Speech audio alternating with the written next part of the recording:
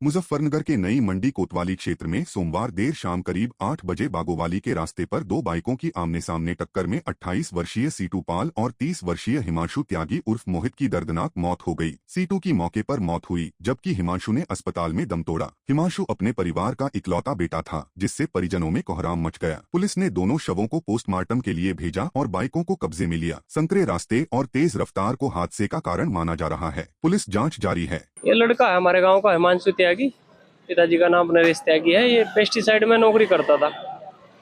तो बागोवाली से जो सिसोना मार्ग है उस पे या तो जा रहा था या आ रहा था। उस रूट पे जाते हुए उसका बाइक से एक्सीडेंट हुआ है और गंभीर चोट आई। जो दूसरा लड़का था उसे भी आई है। वो पुरकाजी की तरफ किसी गांव का। इसमें दो लड़के थे, दोनों की on the spot he death होगी। ये दोस्त था मेरा। हाँ, ये कंपनी में काम करता था लड़का। ड्यूटी बंद करके अपनी जा रहा था घर पे। ये रहता है पुरका जी के पास, रंडावली गांव पड़ता है। तो ये घर जा रहा था, इसका यहाँ पे बागोवाली एक्सीडेंट हुआ। मुजफ्फरनगर के बुढ़ाना कोतवाली क्षेत्र में पुलिस ने बड़ी कार्रवाई की। 2 दिन पहले दलित युवक मोनू की चोर समझकर पिटाई के बाद मौत हो गई थी। पिटाई का वीडियो वायरल होने के बाद पुलिस ने कार्रवाई तेज की। मंगलवार को बड़ौत मार्ग पर मुठभेड़ में मुख्य आरोपी सादिक पैर में गोली लगने से घायल हो गया। पुलिस ने उसके पास से बाइक, तमंचा और कारतूस बरामद किए। सादिक और उसके साथियों पर मोनू को बेरहमी से पीटने का आरोप है। पुलिस ने मामले में अन्य आरोपियों की तलाश शुरू कर दी है। देखिए, अभी जस्ट एक आधे घंटे पूर्व जो है बुढ़ाना पुलिस में एक मुठभेड़ हुई है। पुलिस मुठभेड़ में एक व्यक्ति सादिक नाम का गिरफ्तार किया गया है। लगभग 25 से 27 साल उसकी उम्र है और ये मुख्य मुलजिम था। कल जो 103 बीएनएस का अभियोग दर्ज किया गया था, एक बच्चे की मृत्यु हो गई थी, मोनू नाम के बच्चे की। 30 साल का उसकी उम्र थी और उसको जो है लोगों द्वारा पीटा गया था, जिससे उसकी बाद में इलाज के दौरान घर पे मृत्यु हो गई थी और उस पर जो है पोस्टमार्टम के बाद आवश्यक विधिक कार्रवाई और अभियोग दर्ज किया गया था। साथ ही साथ इसमें जो है ये बदमाश के साथ पास से जो है तमंचा, 315 बोर, खोखा कारतूस, जिंदा कारतूस और एक मोटरसाइकिल बरामद किया गया है। पुलिस ने जब इसको सूचना के आधार पर, टिप ऑफ के आधार पर इसको पीछा किया तो पुलिस को उसने जो है फायर किया, जिस पर काउंटर फायर किया पुलिस ने। तो इसके दाहिने पैर में गोली लगी है तथा आवश्यक बरामदगी करके, आवश्यक बल लगा के चिकित्सा करा करके इसको जेल भेजने की कार्रवाई सुनिश्चित की जा रही है। मुजफ्फरनगर के थाना बुढ़ाना पुलिस ने ऑपरेशन सवेरा के तहत बड़ी कार्रवाई की। चेकिंग के दौरान 4 शातिर तस्कर अब्दुल कादिर, अबरार उर्फ सोनू, बाबर और रेहान को गिरफ्तार किया गया। उनके कब्जे से 1 किलो 15 ग्राम स्मैक, जिसकी कीमत 10 करोड़ रुपए है, एक इलेक्ट्रॉनिक कांटा और एक i20 कार बरामद हुई। पूछताछ में तस्करों ने बताया कि वे बरेली से स्मैक लाकर फुटकर में बेचते थे। पुलिस ने NDPS एक्ट के तहत मुकदमा दर्ज कर जाँच शुरू की। देखिए, पिछले 10 दिन से ऑपरेशन सवेरा के तहत मुजफ्फरनगर पुलिस शासन की मंशा के अनुरूप ये जो अवैध धंधा होता है नारकोटिक्स का और नशे के व्यापार में, नशे के धंधे में, निश्चित तौर से मुजफ्फरनगर पुलिस कमिटेड है। कार्रवाई करने के लिए एडी सर और DI सर के निर्देशन में तथा शासन की मंशा के अनुरूप लगातार कार्रवाइयां पिछले 7 दिन से 10 दिन से चल रही है। इसमें अब तक 16 करोड़ के आसपास हमने जो है स्मैक, चरस और गांजा बरामद कर लिया है विभिन्न थानों पर, कोतवाली नगर, मंसूरपुर, आज की डेट में जो है बुढ़ाना में, साथ ही साथ भोपा में और तितावी में भी इस तरह की कार्रवाइयां हमारे इस जनपद में चल रही है। आज एक महत्वपूर्ण सफलता मिली है। 1 किलो 15 ग्राम स्मैक बरामद किया गया है। लगभग 10 करोड़ की ये स्मैक बरामद की गई है। 4 लोग पकड़े गए हैं इसमें और 2 हमारे जनपद मुजफ्फरनगर के रहने वाले हैं तथा 2 सहारनपुर के रहने वाले हैं। उत्तर प्रदेश STF ने मुजफ्फरनगर के कुख्यात गैंगस्टर हरीश को सोमवार दोपहर मेरठ के भैसाली बस अड्डे से गिरफ्तार कर लिया। 2 लाख का इनामी हरीश 12 साल से फरार था। भौराखुर का रहने वाला हरीश 2004 से हत्या, रंगदारी और अपहरण जैसे 34 से अधिक मामलों में वांछित था। उसका परिवार 1990 से इंद्रपाल रतन सिंह परिवार से खूनी रंजिश में उलझा था। साल में उसका भाई आदेश STF मुठभेड़ में मारा गया था। फरारी के दौरान हरीश बुलंदशहर और पंजाब में छिपा था। STF ने उसे भौराकला थाने में दाखिल कर आगे की कार्रवाई शुरू की। मुजफ्फरनगर के जिला कलेक्ट्रेट में शिवसेना, शिंदे गुट और क्रांति सेना ने नशीली दवाओं के कारोबार के खिलाफ जोरदार प्रदर्शन किया। सैकड़ों शिव सैनिकों ने नारेबाजी कर जिलाधिकारी के नाम ज्ञापन सौंपा। ज्ञापन में आरोप लगाया गया कि प्रभावशाली लोग बेरोजगार युवाओं के नाम पर मेडिकल स्टोर लाइसेंस बनवाकर नशीली दवाओं का कारोबार चला रहे हैं। प्रदर्शनकारियों ने निष्पक्ष जांच, दोषियों को सार्वजनिक करने, उनकी अवैध संपत्तियों पर बुलडोजर चलाने और जेल में बंद बेगुनाहों की रिहाई की मांग की। आज हमारे शिवसेना और क्रांति सेना के पदाधिकारी संयुक्त रूप से इकट्ठा होकर के माननीय DM महोदय के पास आए और इनको एक हमने ज्ञापन दिया ड्रग्स माफियाओं के खिलाफ। देखो ये छोटे छोटे बच्चे जो बेचारा बेरोजगार तो है नहीं, उन्हें बहला फुसका ला करके कुछ राजनीतिक नेता, उनका नाम तो अभी चल रहा है, सबको मालूम है, लेकिन अभी कुछ कंफर्म क्लियर होना बाकी है। वे 5-5 हजार 6-6 हजार रुपए का लालच देके उनसे उनके कागज ले लेते हैं पढ़ाई लिखाई के, और उनके नाम पर लाइसेंस बना करके देहात में खुलवा देते हैं, शहर में खुलवा देते हैं, गली मोहल्लों में खुलवा देते हैं, और उन पर नशे का कारोबार ये लोग करवाते हैं। हम अभी कल भी एनसीबी की एक टीम आई, उसने ये जो हमारे जिला परिषद है मार्केट, इसमें से 3 लोगों को उठाया, और ऐसी क्या अलाउद्दीन का चिराग था उनके पास कि पहले तो उठा लिया, पता लगा कि रात को मोटी रकम या जो भी कोई राजनीतिक प्रेशर में आके उन तीनों को छोड़ दिया गया। हम डीएम साहब के पास इसीलिए आए हैं, क्या तो इनका इलाज करें, नहीं तो शिवसेना ऐसे मेडिकल स्टोर पर जाकर के कानून अपने हाथ में लेने पर मजबूर होगी, और जो नेता इनको संरक्षण दे रहा है उस नेता का मुंह काला करके गधे पर घुमाने से शिवसेना पीछे नहीं हटेगी। मुजफ्फरनगर में हिंदू युवा वाहिनी ने धर्मांतरण की बढ़ती घटनाओं के खिलाफ प्रदर्शन किया। क्षेत्रीय संगठन मंत्री प्रहलाद पाहुजा और जिला अध्यक्ष नवीन जांगिड़ के नेतृत्व में कार्यकर्ताओं ने आरोप लगाया कि मुस्लिम जिहादी तत्व बहुबेटियों को निशाना बना रहे हैं। उन्होंने सरकार से सख्त कानून बनाने और दोषियों को उम्र कैद या फांसी की सजा देने की मांग की। कार्यकर्ताओं ने मुख्यमंत्री योगी आदित्यनाथ और प्रधानमंत्री नरेंद्र मोदी के नाम जिलाधिकारी को ज्ञापन सौंपा। संगठन ने चेतावनी दी कि अगर कड़ा कानून नहीं बना तो पूरे प्रदेश में आंदोलन होगा। देखिए, आज हमारे जिला अधिकारी महोदय से हम लोग मिले हैं, माननीय मुख्यमंत्री जी के नाम हमने ज्ञापन दिया है। हमारी मांग है कि धर्मांतरण को लेकर जिस प्रकार से रोज एक नए नए मामले सामने आ रहे हैं, इनके खिलाफ सख्त से सख्त कानून बनाने की जो है कृपया करें माननीय मुख्यमंत्री जी, और उनको फांसी की सजा देने का काम करें, क्योंकि इस तरह की घटना तभी रुक सकती है जब हमारे सख्त कानून बनेगा। देखिए, जैसे कि माननीय मुख्यमंत्री जी ने बड़े बड़े काम किए हैं और हिंदू राष्ट्र के लिए हम लोग काम कर रहे हैं। हम ये चाहते हैं कि इस तरीके की घटना ना हो, किसी भी धर्म में ना हो, ये हमारी मांग है। राहुल गांधी की वोटर अधिकार यात्रा के स्वागत के लिए शहर के डेला थाना क्षेत्र स्थित धनिया बगीचा गया टिकरी मुख्य मार्ग पर राहुल गांधी के समर्थक कांग्रेस पार्टी के झंडे हाथों में लिए रोड के दोनों तरफ और आसपास मकान पर खड़े दिखे। राहुल गांधी की एक झलक पाने के लिए समर्थक उत्सुक दिखे। समर्थकों ने कांग्रेस पार्टी और राहुल गांधी के समर्थन में जोरदार नारे लगाए। समर्थकों के बीच राहुल गांधी का जबरा फैन भी दिखाई दिया। अभिजीत मिश्रा का 10वीं कक्षा का छात्र है। उसने पूरे शरीर पर तिरंगा पेंट किया हुआ था। हाथ में कांग्रेस पार्टी का झंडा और तख्ती थी। वह चाहता है कि राहुल गांधी देश के प्रधानमंत्री बने। राहुल गांधी के हम लोग फैन है। पीएम बना देखते हैं, बिहार में बहुत बेरोजगार आदमी है। आ रहे हैं गया जी, वोट चोरी हो रहा है, इसलिए वोट यात्रा के लिए आ रहे हैं गया जी। राहुल गांधी से यही कहना चाहते हैं कि हम पीएम बना देखना चाहते हैं। पढ़ाई बेरोजगारी बहुत है, नौकरी के लिए आ रहे हैं। हाँ, बहुत बेरोजगार है भैया, बहुत पुराना फैन है। पीएम बनना देखना चाहते हैं हम लोग। मुजफ्फरनगर के साकेत के बसंत विहार में रेलवे ने माल रोड कट बंद करने की कोशिश की, लेकिन स्थानीय लोगों ने इसका विरोध किया। यह रोड साकेत से जेल फाटक, अंसारी रोड और सिविल लाइन तक जाता है और जाम से मुक्त रहता है। लोगों ने इसे इलाके की लाइफ लाइन बताया, क्योंकि इसका बंद होना ट्रैफिक जाम बढ़ाएगा और फायर ब्रिगेड, एम्बुलेंस जैसी सेवाएं प्रभावित होंगी। स्थानीय श्रद्धालु भी इस रास्ते से जेल फाटक के मंदिर आते जाते हैं। लोगों ने रेलवे से वैकल्पिक रास्ता खोलने की मांग की। इसमें ये 15 साल से लगभग रास्ता खुला हुआ है। बीच बीच में ये इसको बंद भी कर देते, लेकिन हम रिक्वेस्ट करके रेलवे अधिकारी द्वारा इसे खुलवा लेते थे, क्योंकि साकेत की मेन रोड बड़ी संकरी है और उस पर लोड ज़्यादा है।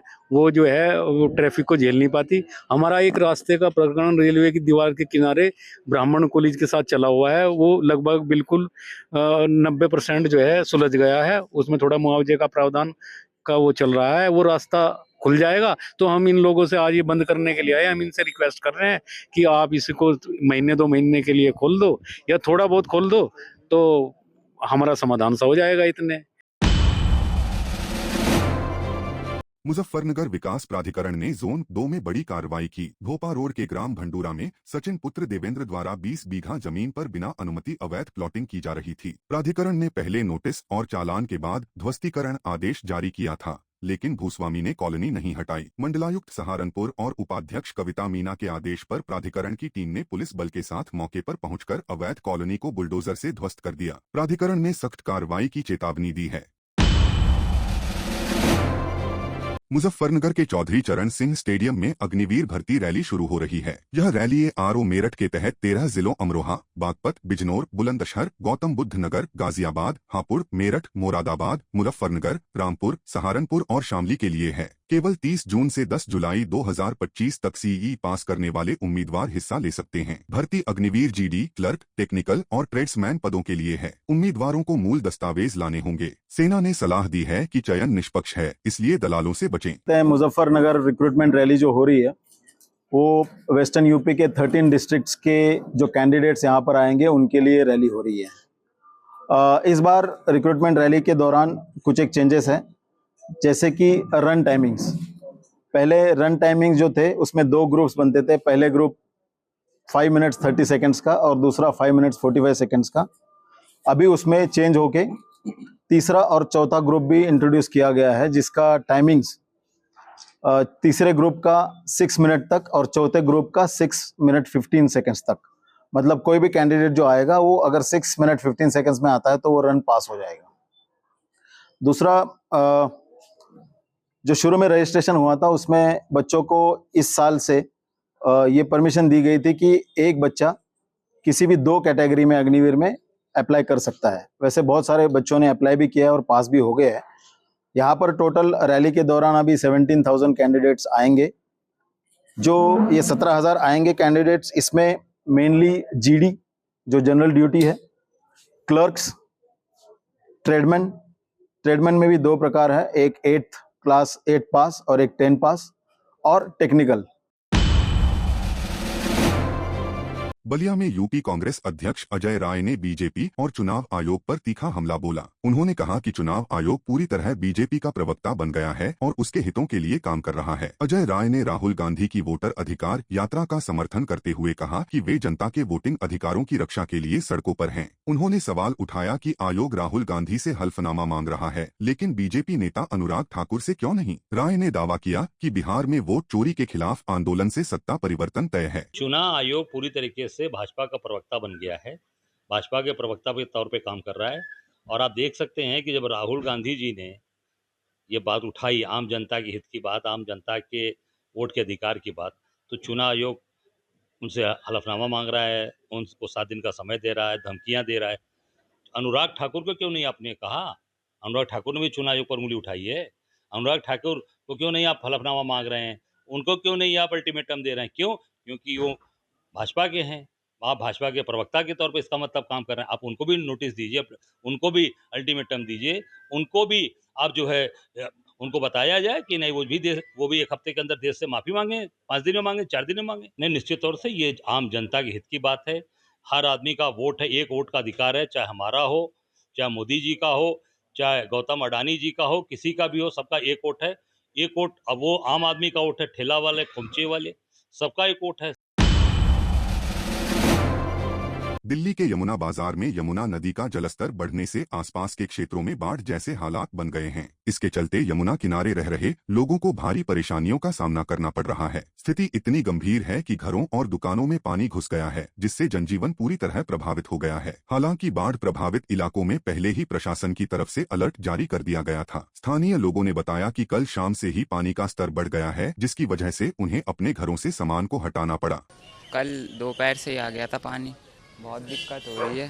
सामान वामान सब शिफ्ट किया है ऊपर छतों पे। हाँ, भरता है हर बार, कभी कभी वहीं से चला जाता है घर के पास से। पिछले साल जैसे नहीं घुसा था, इस साल घुस गया, और उससे पहले भी आया ही था, उससे पहले वाले साल 2023 में। ज़्यादातर कभी कभी रह जाता है, कभी आ जाता है। मच्छर बढ़ रहे हैं काफ़ी। पानी में चलते बहुत परेशानी हो रही है। हो गया, ड्यूटी जा रहा हूँ, कल शाम को भरना शुरू हो गया था। पहले भी कई बार बाढ़ आई, सरकार ने वो टेंट लगा रखी बाहर। अरे खाना पीना खुद बनाए खाएंगे, और कैसे होगा भाई। रात के कुछ ऐसे बज रहे थे 7:30 बजे से, शाम के 7:30 बजे पानी बढ़ा है इसमें गली में। और अब तुम हाल देख ही रहे हो कितना बढ़ चुका है पानी, अब अंदाज मार सकते। और अपना जैसे हमारा घाट 23 नंबर आ गए, तो रात को हमें अपना खुद सामान लेके बाहर भागना पड़ गया। अचानक पानी आया है धीरे धीरे। बीजेपी विधायक सीपी सिंह ने चुनाव आयोग द्वारा राहुल गांधी को दिए गए 7 दिन के अल्टीमेटम पर प्रतिक्रिया देते हुए कहा, चुनाव आयुक्त ने कल प्रेस कॉन्फ्रेंस में जिस तरह अपनी बात रखी और पत्रकारों के सवालों का जवाब दिया, उससे साफ है कि कांग्रेस और इंडिया गठबंधन के लोग इतने बेशर्म हैं कि उन्हें शर्म भी नहीं आती। राहुल गांधी कोई दूध के धुले नहीं हैं। नेशनल हेराल्ड मामले में माम बेटे दोनों जमानत पर हैं। इतना ही नहीं, बहन और बहनोई का भी वही हाल है। मैं यही कहूँगा कि कांग्रेस देश का क्या भला करेगी। मुख्य चुनाव आयुक्त ने कल प्रेस कॉन्फ्रेंस करके जिस प्रकार से अपनी बातों को रखा है और जिस प्रकार से पत्रकारों के सवालों का जवाब दिया है, उससे ये बेशर्मी कांग्रेसी और इंडी गठबंधन के लोग इतने बेशर्म है कि इन्हें शर्म भी नहीं आ रही है। भाई, आप नेता विपक्ष हो गए तो कौन सा आप बहुत बड़ा तोप हो गए। आप कहते हैं कि मैं नेता विपक्ष हूँ, मैंने सांसद के रूप में शपथ लिया है। अरे भाई, सांसद के रूप में शपथ लिया है ना, अब तो अभियुक्त के रूप में आपको शपथ लेना होगा। अभियुक्त है आप कोई दूध के धोए हुए नहीं है। नेशनल हेराल्ड मामले में बेल पर है माँ बेटा दोनों। गोपाल मुखर्जी के पोते शांतनु मुखर्जी ने फिल्म निर्देशक विवेक रंजन अग्निहोत्री के खिलाफ FIR दर्ज कराई है। उनका आरोप है कि फिल्म द बंगाल फाइल्स में उनके दादा की पहचान को गलत तरीके से पेश किया गया है। उन्होंने कहा, विवेक रंजन अग्निहोत्री गोपाल मुखर्जी को कसाई कैसे कह सकते हैं? उन्हें यह जानकारी कहां से मिली? क्या वे उनकी पृष्ठभूमि जानते हैं? सुनने को मिला है ये जाने माने डायरेक्टर मिस्टर विवेक रंजन अग्निहोत्री ने एक फिल्म बनाए हैं जिसका नाम दिया गया है बंगाल फाइल। उसमें मुख्य भूमिका दिखाया गया है गोपाल चंद्र मुखर्जी, जो उनका कैरेक्टर कर रहे हैं कलकत्ता की सौरभ दास बोल के एक एक्टर है। तो सुनने को मिला है, हम लोग को सोशल मीडिया का जरिए हम लोग देख रहे हैं। एक जगह में एक रील में मिस्टर अग्निहोत्री ने बोल रहा है कि कलकत्ता शहर में एक कसाई था जिनको मारवाड़ी लोग ने बहुत सा पैसा दिया।